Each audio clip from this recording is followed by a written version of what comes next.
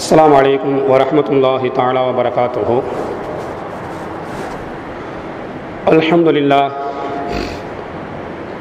अल्हम्दुलिल्लाहि नहमदुहु व नस्तईनुहु व नस्तगफिरुहु व नऊज़ु बिल्लाहि मिन शुरूरि अंफुसिना व मिन सय्यिआति अअमालिना। मन यहदिहिल्लाहु फला मुदिल्ल लहु व मन युद्लिलहु फला हादिय लहु। ونشهد أن لا إله إلا الله وحده لا شريك له ونشهد أن محمدا عبده ورسوله أما بعد فقد قال الله تعالى في القرآن العظيم وفي الفرقان المجيد: أعوذ بالله من الشيطان الرجيم بسم الله الرحمن الرحيم يا أيها الذين آمنوا إذا نودي للصلاة من يوم الجمعة فاسعوا إلى ذكر الله وذروا البيع சதகல்லாஹுல் அலிய்யுல் அஸீம். அளவற்ற அருளாளனும் நிகரற்ற நிறைந்த எல்லாமல்ல அல்லாஹ்வின் திருப்பெயரால் நமது வார்த்தைகளை ஆரம்பம் செய்கின்றோம்.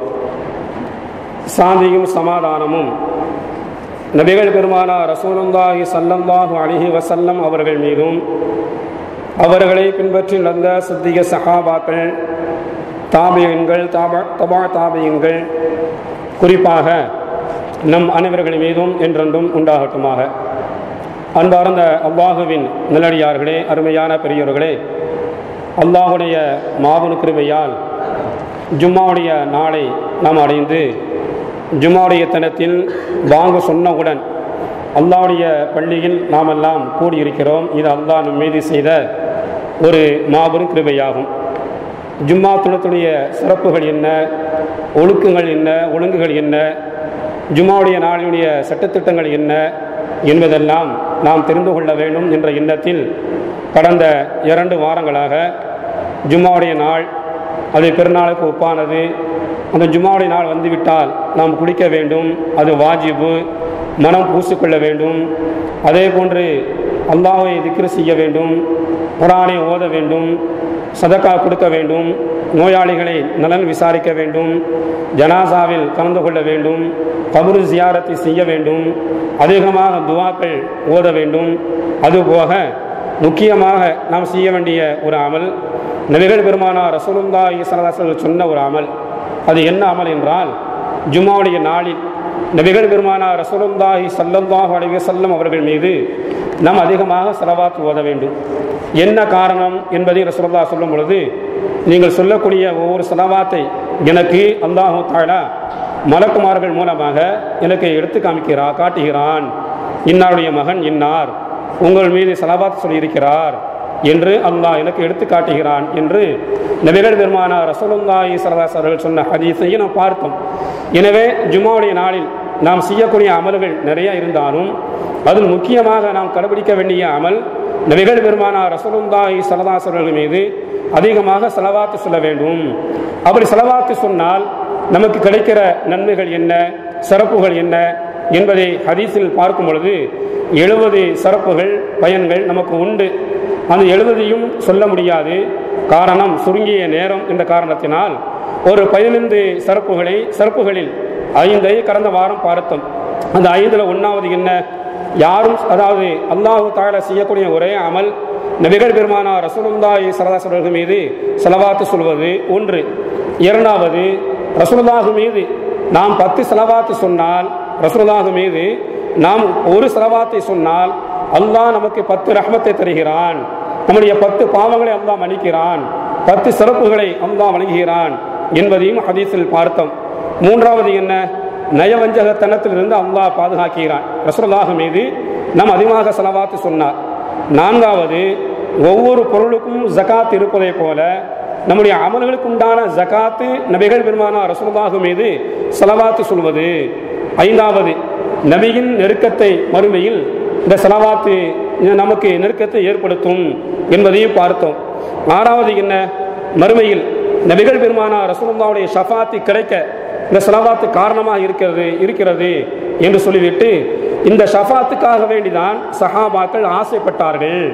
ரசூலுல்லாஹ்விடத்தில் வைத்த கோரிக்கை, யார் ரசூலல்லாஹ், உலகத்தில் உங்களை பார்க்கிறோம், பேசுகிறோம், கண்ணால் காணுகிறோம், மறுமையில் அதே போன்று உங்களுடைய சிபாரிசு ஷஃபாத் எங்களுக்கு வேண்டும் என்றுதான் அதிகமான சஹாபாக்கள் நபிகள் நாயகத்திடம் அந்த கோரிக்கையை ஷஃபாயத் என்ற கோரிக்கை வேண்டும் என்று வைத்தார்கள் என்பதற்கும் ஒரு வரலாறை பார்த்தோம்.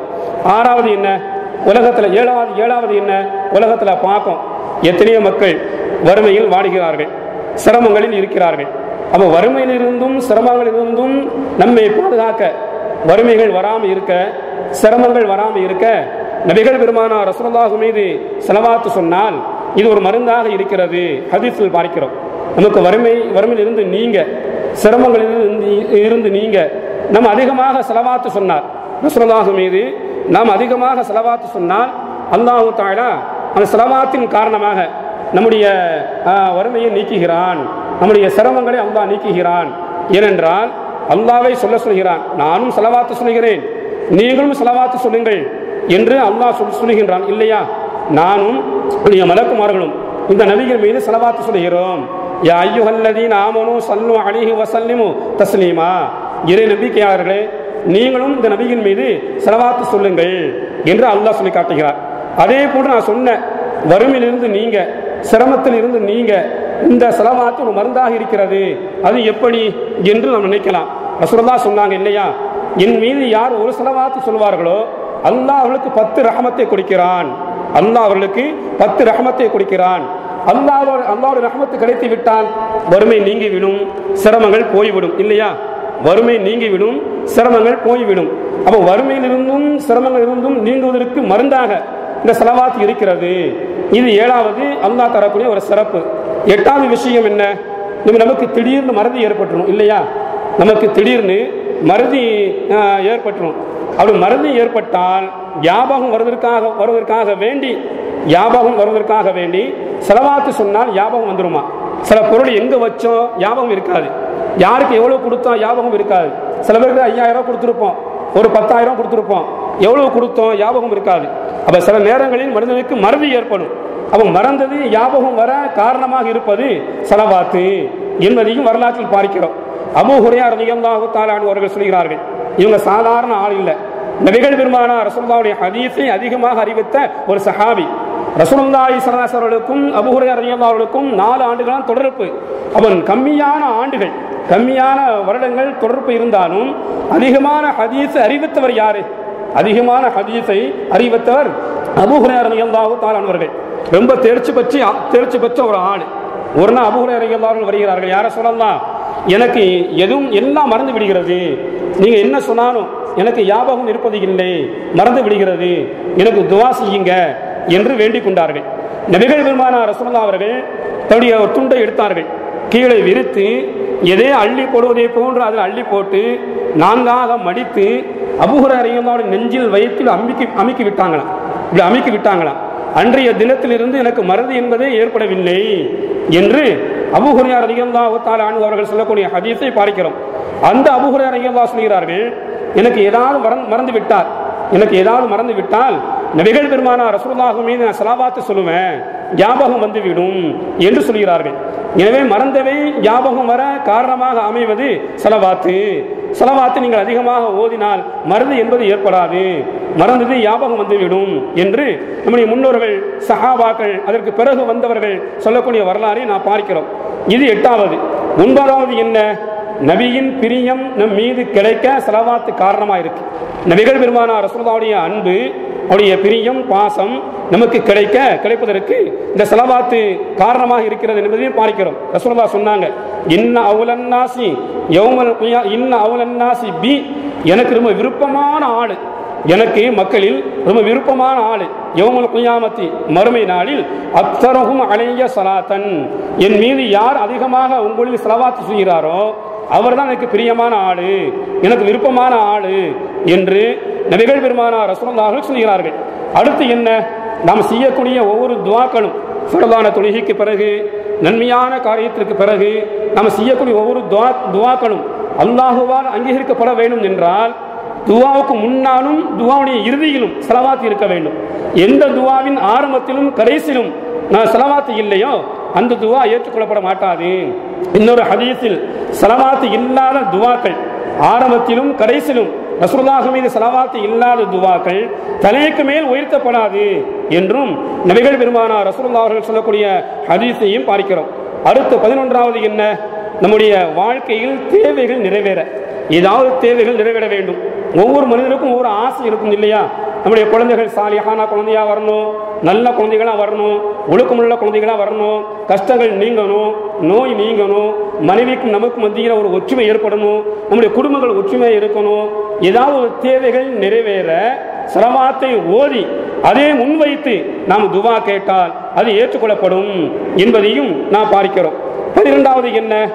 யார் அதிகமாக ஸலவாத்தை ஓதுகிறார்களோ, யார் அதிகமாக ஸலவாத்தை ஓதுகிறார்களோ விரோதிகள் கூட நண்பர்களாக ஆகிவிடுவார்கள் என்று நம்முடைய முன்னோர்கள் சொல்லக்கூடிய வார்த்தையை பார்க்கிறோம். யார் ரசூலுல்லாஹ் மீது அதிகமாக ஸலவாத்து ஓதி வருகிறார்கள், உடமையா ஓதணும். ஒரு நாள் ஓதுறது இந்த ஆளுக்கு எதிரி, இந்த மனுஷனுக்கு எதிரி, அதிகமாக ஒரு நாள் மட்டும் ஓதுனா மட்டும் போதாது. வழமையாக யார் அதிகமாக ஸலவாத்து ஓதி வருகிறார்களோ விரோதி கூட நண்பனாக மாறிவிடுவான் என்று முன்னோர்கள் நாதாக்கள் சொல்லக்கூடிய அந்த வார்த்தையும் நான் பார்க்கிறோம். இது 12வது. 13வது என்ன? ரசூலுல்லாஹ் சொன்னாங்க, நம்ம காலையிலேயோ மாலையிலேயோ பகலிலே இரவிலோ ரசூலுல்லாஹ் மீது நாம் 3 தடவை ஸலவாத் சொன்னார். மன் ஸல்ல அலைய குல்ல யௌமின் ஸலாஸ மர்ராத்தின் குல்ல லைலத்தின் ஸலாஸ மர்ராத்தின், இரவிலோ பகலிலோ என் மீது யார் 3 விடத்தம் ஸலவாத் ஓதுவார்களோ ஹுப்பன் அவ் ஷௌகன், பிரியத்தால் அல்லது காதலின் என் மீது உண்டான அன்பின் காரணமாக, என் மீது உண்டான அன்பின் காரணமாக, பிரியத்தின் காரணமாக யார் என் மீது பகலிலோ இரவிலோ 3 விடத்தம் ஸலவாத் ஓதுவார்களோ கான ஹக்கன் அலல்லாஹி அன் யுக்ஃபர லஹு ذுனூபஹு தில்கல் லைலத வ தாலிகல் யௌம், அன்றைய பகல் அன்றைய இரவு ஏற்பட்ட பாவத்தை அல்லாஹ் மன்னிப்பது அவன் மீது கடமை. ரசூலுல்லாஹ் சொன்னாங்க, ரசூலுல்லாஹ் மீது பகலிலோ இரவிலோ 3 தடவை ரசூலுல்லாஹ் மீது ஸலவாத் ஓதினால் அல்லாஹ் மீது கடமை, அன்று இரவிலோ பகலிலோ ஏற்பட்ட பாவத்தை அல்லாஹ் மன்னிப்பது கடமை என்று நபிகள் பெருமானார் ரசூலுல்லாஹ் சொன்னார்கள். அடுத்து இன்னொரு ஹதீஸ் ரசூலுல்லாஹ் சொன்னாங்க, 1000 தடவை ஏதாவது ஒரு நாள் ரசூலுல்லாஹ் சொன்னாங்க, மன் ஸல்ல அலைய ஃபீ யௌமின் அல்ஃப மர்ரத்தின், யார் ஒரு நாளில் ஏதாவது ஒரு நாள் ஜும்மா நாளோ அது மற்ற நாட்களிலேயோ ரசூலுல்லாஹ் மீது 1000 விடுத்தம் ஸலவாத் ஓதினால் அவர் சொர்க்கத்தில் தன் தங்கும் இடத்தை பார்க்காமல் மரணிக்க மாட்டார். ரசூலுல்லாஹ் சொன்னாங்க, சொர்க்கத்தில் தன் தங்கும் இடத்தை பார்க்காமல் மரணிக்க மாட்டார் என்றும் நபிகள் பெருமானார் ரசூலுல்லாஹி ஸல்லல்லாஹு அலைஹி வஸல்லம் சொல்லக்கூடிய ஹதீஸை பார்க்கிறோம். அடுத்து என்ன? ரசூலுல்லாஹ் சொன்னாங்க 15வது விஷயம் என்ன? மன் ஸல்ல அலைய மிஅத்தன், யார் ஒரு ரசூலுல்லாஹ் மீது 100 விடுத்தம் ஸலவாத் ஓதுவார்களோ கதபல்லாஹு பைன ஐனைஹி பராஅத்தம் மினன் நிஃபாத், 2 கண்ணுக்கு மத்தியில் அல்லாஹ் எழுதுகிறான்.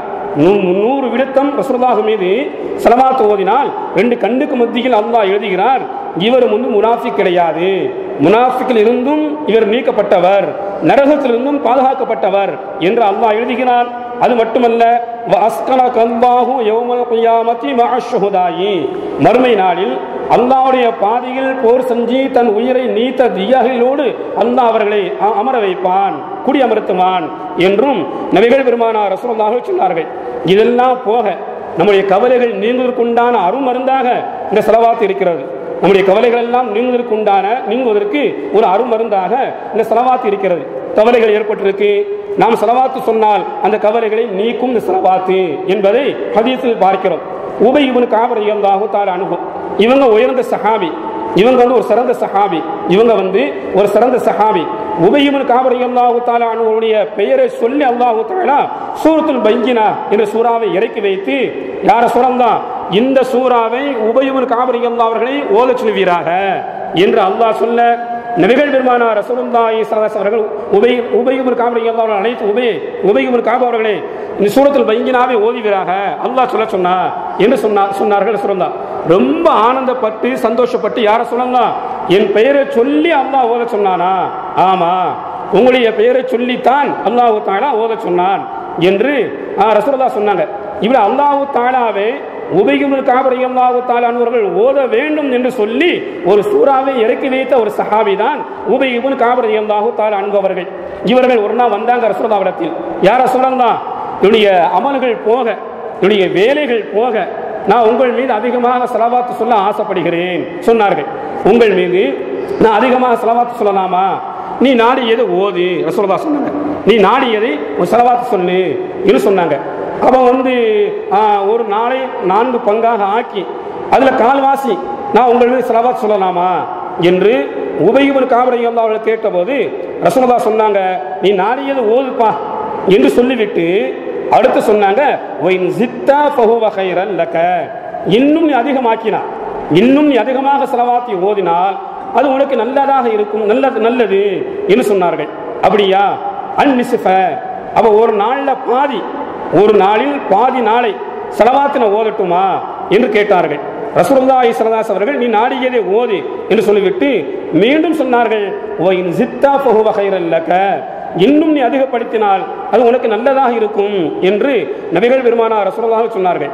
இந்த வார்த்தையை கேட்டவுடன் உபய் இப்னு கஅப் ரலியல்லாஹு தஆலா அவர்கள் அஜஅலு லக ஸலாத்தி குல்லஹா, யா ரசூலல்லாஹ், உடைய வேலைகள் போக எல்லா நேரத்திலும் உங்கள் மீது ஸலவாத்தை ஆக்கிக் கொள்கிறேன் என்று சொன்னவுடன் ரசூலுல்லாஹ் சொன்னாங்க, இதன் துக்ஃபா ஹம்முக வ யுக்ஃபரு தம்புக, இப்படி நீ செய்து வந்தால் உன் கவலையை அந்த ஸலவாத்து போக்கும், உன் பாவங்களை மன்னிக்கும், உன்னுடைய பாவங்கள் மன்னிக்கப்படும், உன்னுடைய கவலைகள் போக்கப்படும் என்று நபிகள் பெருமானார் ரசூலுல்லாஹி ஸல்லல்லாஹு அலைஹி அவர்கள் உபய் இப்னு கஅப் ரலியல்லாஹு தஆலா அன்ஹுவுக்கு சொன்னார்கள் என்ற ஹதீஸை பார்க்கிறோம். அது மட்டுமல்ல, பாருங்க, ஒரு அழகான வரலாறு. சுஃபியான் ஸௌரி ரஹ்மத்துல்லாஹி அலைஹி என்ற ஒரு இறைநேசர், இவங்க என்ன செய்யறாங்க, காபத்துல்லாவை தவாஃப் செய்கிறார்கள். அந்த தவாஃபின் போது அல்லாஹ்வுடைய வார்த்தையை குர்ஆன் ஷரீஃப் ஓதனா, சில துஆக்களை ஓதனா, 3ஆம் கலிமா முக்கியமா 3ஆம் கலிமா ஓத வேண்டும். தவாஃப் செய்யும் போது நாம் என்ன செய்யணும், 3ஆம் கலிமா ஓத வேண்டும். ருக்குனுல் யமானில் இருந்து ஹஜ்ருல் அஸ்வத் கல் வரும்போது ரப்பனா ஆத்தினா ஃபித் துன்யா ஹஸனா வ ஃபில் ஆகிரத்தி ஹஸனத்தன் வ கினா அஸாபன் நார், இவைகள் ஓத வேண்டும். குர்ஆன் ஷரீஃபும் ஓதனா. ஆனால் அந்த தவாஃப் செய்யும் போது ஒரு மனிதர் அதிகமாக ஸலவாத் சொல்கிறார், ஓதுகிறார்.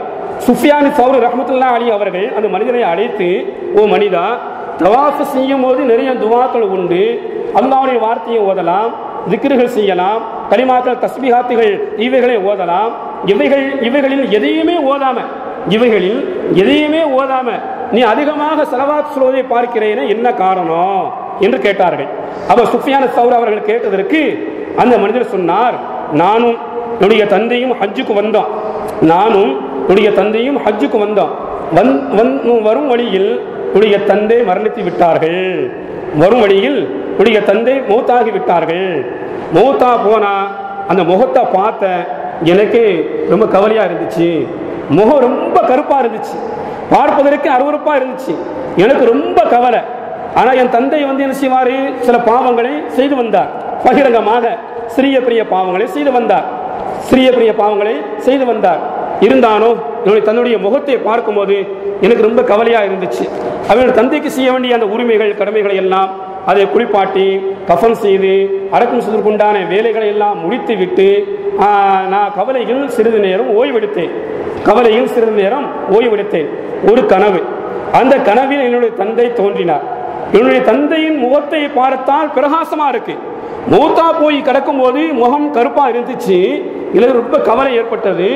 ஆனால் கனவினுடைய தந்தையின் முகம் ரொம்ப பிரகாசமாக இருப்பதை பார்த்தேன்.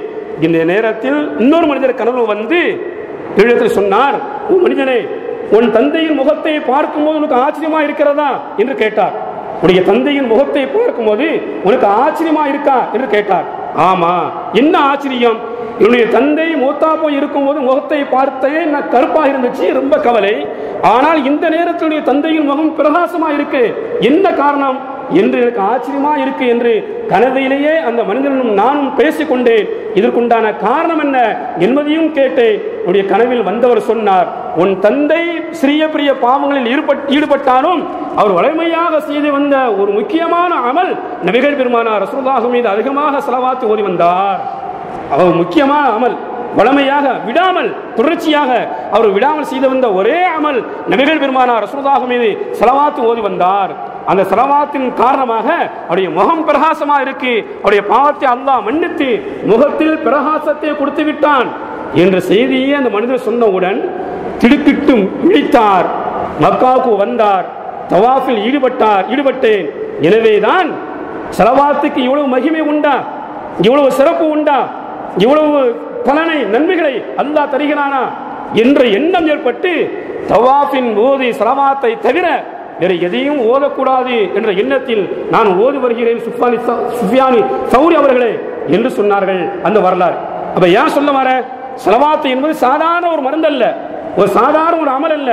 நம்முடைய எல்லா காரியங்களையும் அல்லாஹ் தஆலா நிறைவேற்ற தருவதற்கும், கஷ்டங்களை நீக்குவதற்கும், வறுமையில் இருந்து பாதுகாப்பு பெறுவதற்கும், எதிரிகள் நண்பர்களாக ஆவதற்கும், கவலைகள் போவதற்கும் ஒரு அருமருந்து தான் ஸலவாத் என்பதை நான் புரிந்து கொள்ள வேண்டும். தந்தையின் முகத்தை பார்த்து கருப்பாக இருப்பதை பார்த்து கவலையடைந்த மனிதருக்கு அல்லாஹ் தஆலா ஸலவாத்தின் காரணமாக மிகப்பெரிய ஒரு மகிழ்ச்சியை கொடுத்தான் என்ற வரலாறை பார்க்கிறோம் என்றால், இந்த ஸலவாத்தை நான் நபிகள் பெருமானார் ரசூலுல்லாஹ் மீது அதிகமாக ஓதி வர வேண்டும். அதுவும் ஜும்மா தினத்தில், ஜும்மா அன்னைக்கு நாம் செய்யக்கூடிய முக்கியமான அமல் ரசூலுல்லாஹ் மீது ஸலவாத் ஓத வேண்டும்.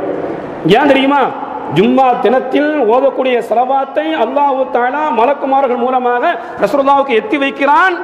இன்னாருடைய மகன் இன்னார், அப்துல்லாவுடைய மகன் அப்துல் ரஹ்மான் உங்கள் மீது ஸலவாத் சொல்லி இருக்கிறார் என்று தந்தையுடைய பெயரை சொல்லி அல்லாஹ் மலக்குமார்கள் மூலமாக எத்தி வைக்கிறான் என்றால் ஒரு சாதாரண விஷயமா? எனவே ஜும்மா தினத்தில் நாம் செய்யக்கூடிய அமல்கள் நிறைய இருந்தாலும் நாம் முக்கியமாக செய்யக்கூடிய அமல் ரசூலுல்லாஹ் மீது ஸலவாத் ஓதுவதையும் வழக்கமாக ஆக்கிக் கொள்ள வேண்டும். இது போக இந்த ஜும்மா இது வலியுறுத்தப்பட்ட ஒரு கடமையான ஒரு தொழுகை இல்லையா? ஜும்மா அல்லாஹுவால் வலியுறுத்தப்பட்ட ஒன்று. மற்ற தொழுகை எல்லாம் தொழுகை நிலைநாட்டுங்கள் என்று அல்லாஹ் சொல்லி காட்டுகிறான். ஆனால் ஜும்மா தொழுகைக்கு மட்டும் அல்லாஹ் சொல்லுகிறான், ஜும்மா தினத்தில் தொழுகைக்கு வாங்க சொல்லப்பட்டு விட்டால் நீங்கள் தொழுகையின் பக்கம் விரைந்து வாருங்கள் என்று அல்லாஹ் சொல்லுகிறான். மற்ற தொழுகையும் கடமை, இதுவும் கடமை. ஆனால் மற்ற தொழுகையை விட இது அல்லாஹுவாலும் அல்லாஹ்வுடைய தூதராலும் வலியுறுத்தப்பட்ட ஒரு தொழுகை. இந்த தொழுகை எப்படி ஆரம்பமானது? இந்த தொழுகையை யார் முதலில் நடத்தினார்கள்? இந்த தொழுகை எங்கே நடத்தப்பட்டது முதலில்? இதை நாம் தெரிந்து கொள்ள வேண்டும். சரி, இந்த ஜும்மா தொழுகை எப்படி ஆரம்பமானது? இது ஒரு பெரிய வரலாறு. இது ஒரு பெரிய ஒரு வரலாறு. வரலாறை தெரிந்து கொண்டால்தான் நாம் அதை புரிய முடியும், விளங்க முடியும். என்ன வரலாறு? நபிகள் பெருமானார் ரசூலுல்லாஹி ஸல்லல்லாஹு அலைஹி அவர்கள் மக்காவில் இருக்கும் பொழுது 40வது வயதில் அல்லாஹ்வுடைய தூதராக தேர்வு செய்யப்பட்டு அல்லாஹ்வுடைய உத்தரவுக்கு இணங்க, நபியே நீங்கள் மக்களுக்கு தௌஹீத் பிரச்சாரத்தை, ஏகத்துவத்தை எடுத்து சொல்வீராக, நன்மையை ஏவி தீமையை தடுப்பீராக என்று அல்லாஹ் சொல்ல சொன்னான். ரசூலுல்லாஹ் அவர்கள் மக்களுக்கு சொன்னார்கள். இதனால் ஏற்பட்ட பாதிப்புகள் என்ன, இதனால் ஏற்பட்ட துன்பங்கள் என்ன, கஷ்டங்கள் என்ன, துயரங்கள் என்ன, சஹாபாக்கள் அவர்கள் பட்ட துயரங்கள், துன்பங்கள், கஷ்டங்கள் என்ன என்பதெல்லாம் நமக்கு தெரியும் இல்லையா? நான் ஒரு முஸ்லீம், நான் ஈமான் கொண்டு விட்டேன் என்று பகிரங்கமாக சொல்ல முடியாது. மக்காவில் இஸ்லாத்தை ஏற்றுக்கொண்டவர்கள் ஆரம்ப காலகட்டத்தில் நான் முஸ்லீம், நான் ஈமான் கொண்டு விட்டேன், முஹம்மதை தலைவராக ஏற்றி விட்டேன், லா இலாஹ இல்லல்லாஹ் முஹம்மது ரசூலுல்லாஹ் என்ற கலிமாவை பகிரங்கமாக சொல்ல முடியாத ஒரு நிலைதான் மக்கா வாழ்க்கை. நபிகள் பெருமானார் ரசூலுல்லாஹ் அவர்களுக்கும் சஹாபாக்களுக்கும். எனவே நபிகள் பெருமானார் ரசூலுல்லாஹி ஸல்லல்லாஹு அலைஹி அவர்கள் ஈமான் கொண்ட மக்களுக்கு எந்த ஒரு பாதிப்பும் ஏற்படக்கூடாது, இஸ்லாத்தை ஏற்ற மக்களுக்கு துயரங்கள், துன்பங்கள் எதிரிகளால் வரக்கூடாது என்பதற்காக வேண்டி தனித்தனியாக, மறைமுகமாக, யாருக்கும் தெரியாமல் தனித்தனியாக சந்தித்து இஸ்லாத்தை போதிப்பார்கள். அதுவும் பார்த்தீங்கன்னா நபிகள் பெருமானார் ரசூலுல்லாஹி ஸல்லல்லாஹு அலைஹி வஸல்லம் அந்த போதனை மக்கா வாழ்க்கை முழுக்க இப்படித்தான் இருந்துச்சு. மக்கா வாழ்க்கை முழுக்க இப்படித்தான் தனித்தனியாக சந்தித்து தான் இஸ்லாத்தை போதித்தார்கள். தனித்தனியாக சந்தித்துத்தான் இஸ்லாத்தை போதித்தார்கள். அதுவும் இஸ்லாத்தை போதிப்பதற்கு அவர்கள் தேர்ந்தெடுத்தது எப்படி என்றால், ஹஜ் காலங்களில் பொதுவாகவே இஸ்லாத்திற்கு வராத மக்களும் கூட ஹஜ் காலங்களில் மக்காவுக்கு வருவாங்க. ஏன்னா காபத்துல்லா ஒரு புனிதமான ஒரு ஆலயம், மக்கா இருக்கும் அந்த காபத்துல்லா ஒரு புனிதமான ஒரு ஆலயம் என்று இஸ்லாத்துக்கு வராத மக்கள் கூட கருதி ஹஜ்ஜுடைய காலங்களில் இஸ்லாத்தை ஏற்றுக்கொள்ளாத மக்கள் கூட அன்றைய காலத்தில் மக்காவுக்கு வருவாங்க. தவாஃப் செய்வதற்காக வேண்டி, அந்த காபத்துல்லாவை சுற்றுவதற்காக வேண்டி, ஹஜ்ஜுடைய கிரிகளை நிறைவேற்றுவதற்காக வேண்டி எல்லாம் வருவார்கள். இப்படி வரும் மக்களை சந்தித்து நபிகள் பெருமானார் ரசூலுல்லாஹி ஸல்லல்லாஹு அலைஹி அவர்கள் இஸ்லாத்தை சொன்னார்கள். அல்லாஹ்வை பற்றி அல்லாஹ்வை பற்றி சொன்னார்கள். வணங்க தகுதியானவன் அல்லாஹுதான், வேறு யாரும் கிடையாது. கல்லையோ மண்ணையோ அல்லாஹ் அல்லாத பொருளையோ வணங்குவதோ அவைகளுக்கு எல்லா சக்தியும் இருக்கிறது, ஆற்றலும் இருக்கிறது என்று நினைப்பதோ அல்லது எண்ணுவதோ முறையிடுவதோ இது கூடாது என்று நபிகள் பெருமானார் ரசூலுல்லாஹி ஸல்லல்லாஹு அலைஹி அவர்கள் பிரச்சாரம் செய்து வந்தார்கள். இப்ப நபிகள் பெருமானார் ரசூலுல்லாஹி ஸல்லல்லாஹு அலைஹி அவர்கள் ஹஜ்ஜுக்கு வரக்கூடிய மக்களை சந்தித்து, இஸ்லாம் அல்லாத மக்கள் அன்றைய காலத்தில் காபத்துல்லாஹ்வை புனிதமாக கருதினார்கள். எனவே ஹஜ்ஜுடைய காலத்தில் காபத்துல்லாஹ்வை தவாஃப் செய்வதற்காக வேண்டி வரக்கூடிய மக்களை சந்தித்து இஸ்லாமிய பிரச்சாரத்தை மேற்கொண்டார்கள். அதிலும் மதீனாவில் இருந்து ஒரு 6 நபர்கள் அந்த ஹஜ்ஜுக்கு வந்திருந்தாங்க. ஹஜ்ஜுக்கு வந்திருந்த இடத்துல வந்து அவரை சந்தித்து இஸ்லாத்தை போதித்தார்கள். இங்க வாங்கப்பா, அல்லாஹ் அல்லாத பொருளை நீங்க வணங்காதீங்க, அதற்கு இந்த சக்தியும் கிடையாது, எந்த ஆற்றலும் கிடையாது, அல்லாஹ்வுக்கு மட்டும்தான் எல்லா வல்லமையும் எல்லா சக்தியும் ஆற்றலும் உண்டு. அல்லாஹ்வை பற்றி எடுத்து சொன்னாங்க. அல்லாஹ்வுடைய வேதத்தை கூறி காட்டினார்கள். அவர் ரசூலுல்லாஹ்வுடைய போதனையை கேட்ட அந்த மதீனாவாசிகள், ரசூலுல்லாஹ்வுடைய போதனையை கேட்ட 6 பேர் கொண்ட அந்த மதீனாவாசிகளுடைய மனசுல பட்டு ரேசா ஒரு மனமாற்றம் ஏற்பட்டது. நல்லா தான் இருக்கு, அழகா இருக்க. இந்த 6 பேர் யாருன்னு சொன்னா, அஸஅத் இப்னு ஜுராரா என்ற ஒரு மனிதர், 2வது அவுஃப் இப்னு ஹாரிஸ், 3வது ராஃபி இப்னு மாலிக், 4வது குத்பத் இப்னு ஆமிர், 5வது உக்பத் இப்னு ஆமிர், 6வது ஜாபிர் இப்னு அப்துல்லா. இந்த 6 பேர் கொண்ட குழு முதலாக ஹஜ்ஜுக்கு வந்திருந்தாங்க. அவங்களை சந்தித்து இந்த 6 பேரும் மதீனாவாசி, அவரை சந்தித்த ரசூலுல்லாஹ் இஸ்லாத்தை போதித்தார்கள். அல்லாஹ்வுடைய வேதத்தை ஓதி காட்டினார்கள். அல்லாஹ்வுடைய வேதத்தை ஓதி காட்டி ரசூலுல்லாஹ்வுடைய போதனையை கேட்ட அவர்களுக்கு மனதில் ஒரு ஈர்ப்பு ஏற்பட்டு, அழகான பேச்சு, நல்ல பேச்சு, நல்லா தான் இருக்கு என்று ஒரு லேசா ஒரு மனமாற்றம் ஏற்பட்டு மதீனாவுக்கு போறாங்க. மதீனாவுக்கு போய் இந்த கொள்கையை தனித்தனியாக ஒவ்வொரு வீடா போய் இந்த 6 பேரும் மதீனாவாசிகளில் போய் ஒவ்வொரு பேரும் தனித்தனியாக ஒவ்வொரு ஆளா சந்திச்சு ஒவ்வொரு வீட்டுக்காக போய் இஸ்லாமிய பிரச்சாரத்தை அவர்கள் சொல்கிறார்கள். மக்காவில் இருக்க முஹம்மது சொல்லக்கூடிய வார்த்தை அழகான வார்த்தை, நல்ல வார்த்தை, அவர்கள் சொல்லக்கூடிய வார்த்தை தான் உண்மையானது, ஏன் கல்லையும் மண்ணையும் வணங்கணும் என்று இஸ்லாமிய மார்க்கத்தை எடுத்து சொன்னார்கள். இவங்களுடைய பேச்சை கேட்டு ஒரு 7 பேர் எது செஞ்சாங்க, நிறைய பேர் மனமாற்றம் ஏற்பட்டது மதீனாவில். அதற்கு அடுத்த ஆண்டு இவர்களோடு சேர்ந்து ஒரு 7 பேர், ஆக மொத்தம் 13 பேர். 13 பேர்ல ஒரு ஆள் மட்டும், ஜாபிர் இப்னு அப்துல்லா ரலியல்லாஹு தஆலா அன்ஹு அவர்கள் மட்டும் 2ஆம் ஆண்டு ஹஜ்ஜுக்கு வரவில்லை. அப்ப 12 பேர், 13ல ஒரு ஆள் வரல, 12 பேர் மீண்டும் மக்காவுக்கு வாராங்க. அடுத்த ஆண்டு வந்து நபிகள் பெருமானார் ரசூலுல்லாஹை சந்திக்கிறார்கள். யாருக்கும் தெரியாம சந்திக்காங்க. ஏன் தெரியுமா? முஹம்மதை என்ன மனிதர் சந்தித்தார் என்று தெரிந்தால் எதிரிகள் அடிப்பார்கள், மிதிப்பார்கள், உயிருக்கு ஆபத்து.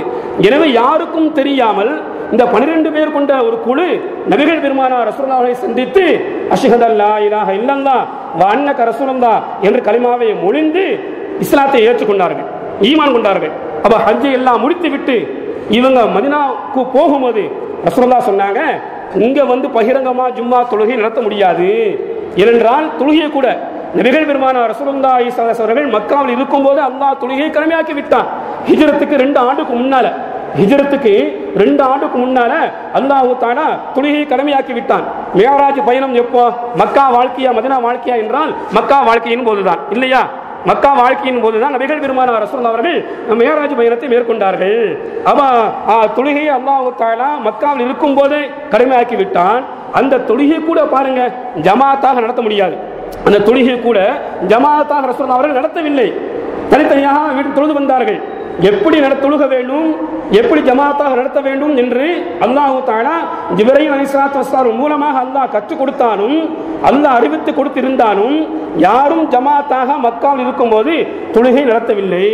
இந்த ஜும்மா தொழுகையையும் மக்காவில் இருக்கும்போது நபிகள் பெருமானார் ரசூலுல்லாஹ் அவர்களால் நடத்தப்படவில்லை. எனவே இங்க மக்கா வாழ்க்கையின் போது ஜும்மா தொழுகை நடத்தப்படவே இல்லை. மதீனாவில் இருந்து மக்காவுக்கு வந்த அந்த 12 பேர் குழுவில் அஸஅத் இப்னு ஜுராரா இவர் தான் அந்த குழுவுக்கு தலைவர். அந்த குழுவுக்கு தலைவர் அஸஅத் இப்னு ஜுராரா, இவர் தான் தலைவராக இருக்காரு. இந்த ஆளுட்ட, இந்த மனிதர்கிட்ட நபிகள் பெருமானார் ரசூலுல்லாஹ் சொன்னாங்க, நீங்க மதீனாவுக்கு போங்க, உங்க ஊர்ல போய் ஜும்மா தொழுகை நடத்துங்க. ரசூலுல்லாஹ் சொன்னாங்க, உங்களுடைய ஊரில் போய் ஜும்மா தொழுகை நடத்துங்க. மதீனாவுக்கு வந்தார்கள். அந்த 12 பேர் கொண்ட குழுவும் மதீனாவுக்கு வந்தார்கள். மதீனாவுக்கு வந்து ஊருக்குள் ஜும்மா நடத்தினாங்களா? மதீனாவுக்குள் வந்து ஊருக்குள் ஜும்மா நடத்துறாங்களா என்றால் ஊருக்குள் ஜும்மா நடத்தவில்லை. ஊருக்குள் ஜும்மா நடத்தினா மிகப்பெரிய பிரச்சனை ஆயிரும் இல்லையா? இவங்க இஸ்லாத்தை ஏற்றுக்கொண்டது மதீனா வாசிகளுக்கு யாருக்கும் தெரியாது. மதீனாவில் அதிகமான மக்கள் யாரு? யூதர்கள், இஸ்லாத்தின் எதிரிகள், அவர்கள் தான் இருக்கிறார்கள்.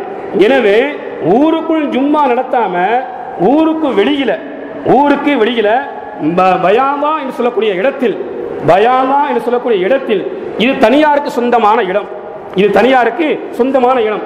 கூழாங்கற்கள் மணல் நிறைந்த தரையில தான் பயாமா என்று சொல்லக்கூடிய இடத்துல அஸஅத் இப்னு ஜுராரா ரலியல்லாஹு தஆலா அவர்கள் இமாமாக நின்று நபிகள் பெருமானார் ரசூலுல்லாஹி ஸல்லல்லாஹு அலைஹி வஸல்லம் மதீனாவுக்கு வருகிற வரைக்கும் ஜும்மா தொழுகை நடத்திய முதல் சஹாபி யார் என்றால் அஸஅத் இப்னு ஜுராரா ரலியல்லாஹு தஆலா அன்ஹு என்பதை வரலாற்றில் பார்க்கிறோம். இவங்க தான் நடத்தினாங்கிறதுக்கு இன்னொரு ஆதாரத்தை பாருங்க. நான் சொன்ன உபய் இப்னு கஅப் ரலியல்லாஹு தஆலா அன்ஹு இவங்க பெரிய சஹாபி. இந்த உபய் இப்னு கஅப் ரலியல்லாஹு தஆலா அன்ஹு அவர்கள் 12 பேர் கொண்ட குழு, முதல் அக்கபா நபிகள் பெருமானார் ரசூலுல்லாஹி ஸல்லல்லாஹு அலைஹி வஸல்லம் அவர்கள் மினாவில் வச்சு அக்கபத்துல் ஊலா முதல் உடன்படிக்கைன்னு சொல்லுவார்கள். இந்த முதல் உடன்படிக்கையின் போது இஸ்லாத்தை ஏற்றுக்கொண்ட சஹாபி அந்த 6 பேர் கொண்ட குழு சொன்னல்லவா, முதலாக 6 பேர் கொண்ட ஒரு குழு நபிகள் நாயகத்தினுடைய போதனையை கேட்டார்கள், மனது மாறியது என்று. அந்த 6 பேர்ல உபய் இப்னு கஅப் ரலியல்லாஹு தஆலா அன்ஹு ஒரு ஆளு. இவங்க யாரு சொல்லியிருக்கா, இவங்களுடைய பெயராலேயே அல்லாஹ் தஆலா சூராவை இறக்கி, சூரத்துல் பையினாவை இறக்கி ஓத சொன்னா. அது மட்டுமல்ல, ஹந்தக் போர்க்களத்தின், தபூக் போர்க்களத்தின் போது கலந்து கொள்ள முடியாத ஒரு நிலை ஏற்பட்டது. நபிகள் பெருமானார் ரசூலுல்லாஹி ஸல்லல்லாஹு அலைஹி வஸல்லம் சஹாபாக்களை பார்த்து உபய் இப்னு கஅப் ரலியல்லாஹு தஆலா இடத்தில் யாரும் பேச வேண்டாம் என்று தடை விதித்திருந்தார்கள். இவருடைய பெயராலே அல்லாஹ் ஒரு ஆயத்தை இறக்கி அல்லாஹ்வுடைய பாவத்தை மன்னித்து விட்டான், நீங்களும் மன்னிப்பீராக என்று அல்லாஹ் ஆயத்தை இறக்கி வைத்தான். இப்படி எல்லாம் ஒரு சிறந்த சஹாபி.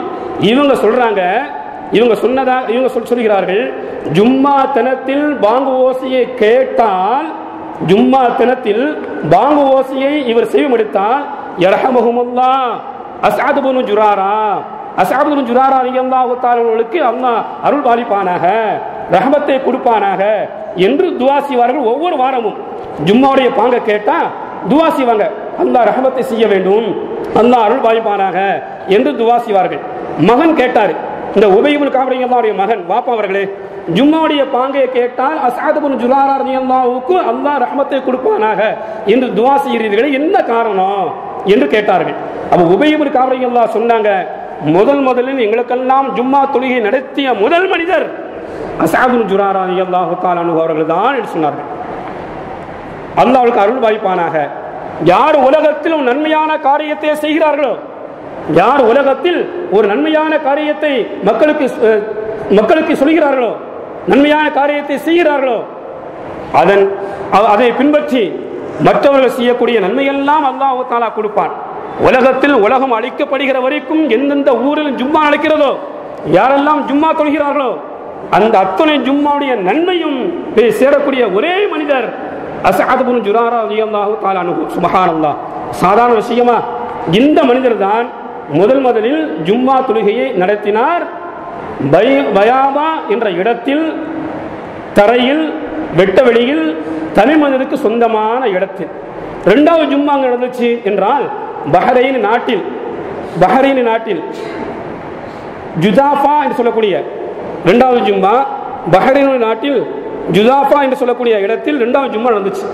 அதற்கு பிறகுதான் நபிகள் பெருமானார் ரசூலுல்லாஹி ஜுவாதா என்ற இடத்தில், பஹ்ரைன் நாட்டில் ஜுவாதா என்ற இடத்தில் 2வது ஜும்மா நடக்கு.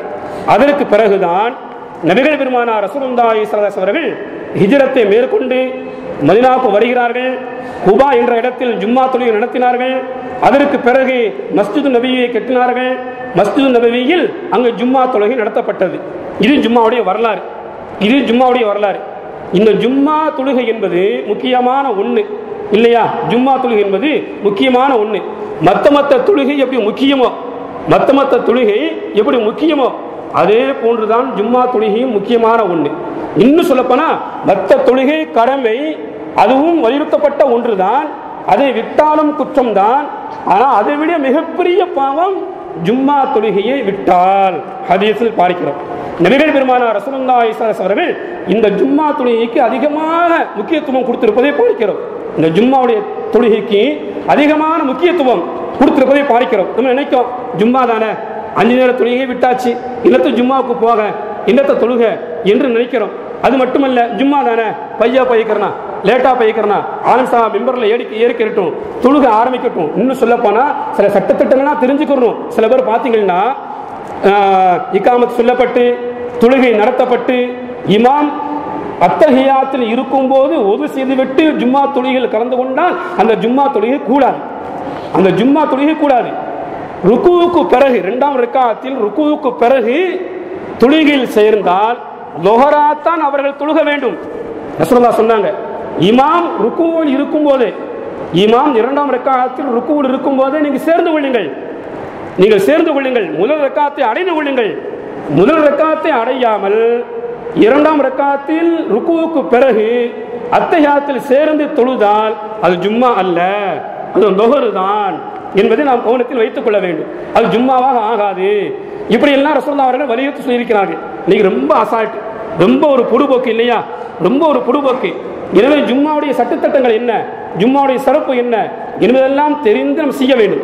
அப்ப மற்ற தொழுகைக்கு அல்லாஹ்வாலும் அல்லாஹ்வுடைய தூதராலும் ரொம்ப வலியுறுத்தப்பட்டு இருப்பதை போன்று அதை விட ஒரு கொஞ்சம் கூடுதலாக ஜும்மா தொழுகைக்கு அல்லாஹ்வும் அல்லாஹ்வுடைய தூதரும் கொஞ்சம் முக்கியத்துவம் கொடுத்திருக்கிறார்கள். ரசூலுல்லாஹ் சொன்னாங்க, ஜும்மா தினத்தில் பாங்கு சொல்லியும் யார் ஜும்மாவுக்கு வராமல் வீட்டில் இருக்கிறார்களோ, நான் வீட்டுக்கு போய் வீட்டோடு சேர்த்து அவர்களையும் தீட்ட கொடுத்த என் மனம் நாடுகிறது. அப்ப எவ்வளவு ஒரு விஷயம்.